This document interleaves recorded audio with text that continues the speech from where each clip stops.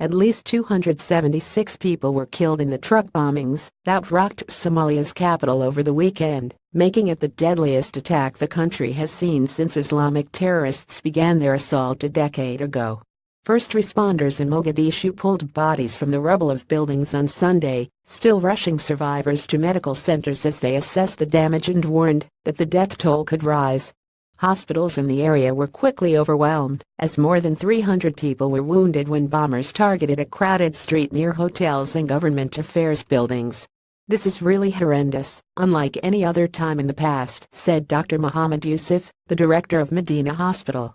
The smell of blood permeated the hallways of the center. Muhammad Abdulwahab Afjadi images Atiryid Hao Yusuf looked at her husband's badly burned body.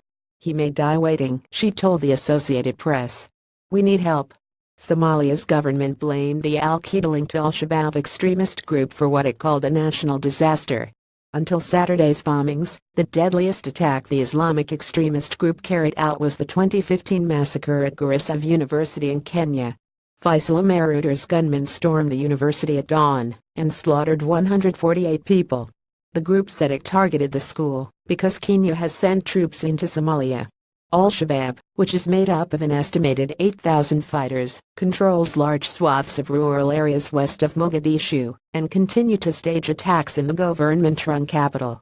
The seaside city is long accustomed to deadly bombings by the group. But residents were left stunned by the force of Saturday's blast. Muhammad Abdulwahab Afjadi images the explosion shattered hopes of recovery in an impoverished country left fragile by decades of conflict, and it again raised doubts over the government's ability to secure the seaside city of more than 2 million people. "They don't care about the lives of Somali people, mothers, fathers and children," Prime Minister Hassan Ali Khair said of the attackers. "They have targeted the most populated area in Mogadishu, killing only civilians."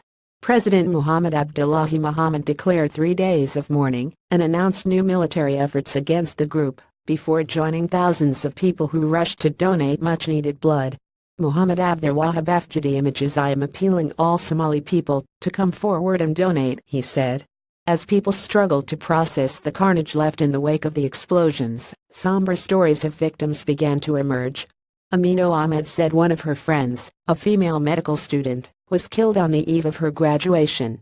A couple returning from a hospital after having their first child were also caught in the blasts, said Dawher Amin Jezo, a Somali lawmaker. "It's a dark day for us," he said. With Newswire services,